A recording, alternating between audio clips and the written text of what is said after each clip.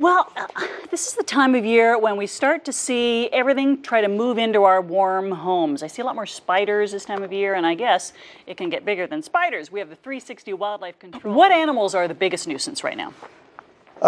You know what? It's hard to say. It's almost 50-50 with squirrels and raccoons. We get a lot of calls for birds, even bats, skunks, groundhogs, but primarily the main problems, the biggest ones, are going to be your squirrel and raccoon, only due to the fact that when they get into your house, they make a big racket, they chew things, and it disrupts your sleeping habits, that's for sure. And there are some who've made a nest in somebody's roof. How would they get in there? There's quite a few ways that they can get in. Usually a very common way is through the soffit, your chimney, as you can see there. That's very common.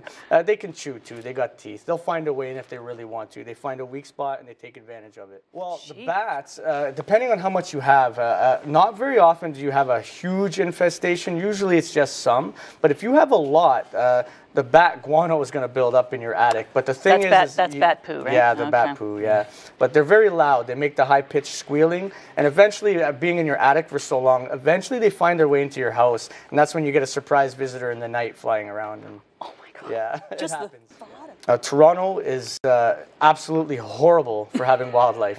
There's a lot of wildlife around, and Toronto is. You see, the thing is these animals are like they were here first still, and they want to stay here. They're not just going to dissipate. They learn to adapt, and Toronto, because of that, you just have a huge population. The population of raccoons in Toronto, it's higher than anywhere else in North America. What are we looking at here? Is this an entry point? Oh, that's damage. Yes, they tear your roof vents off. They chew the plumbing pipes. That's squirrel damage, raccoon. But if you continue to hear these noises, whether it's daytime or nighttime, feel free to give us a call. Give us a shout. We'll come over. We'll assess what's going on. And believe me, if you have an animal problem, we're going to tell you, and we're going to find out. And we're going to tell you. We're going to direct people to your website because we can get information on that. Absolutely. And give these guys a call. My gosh, I didn't realize it was that dangerous. 360wildlife.com.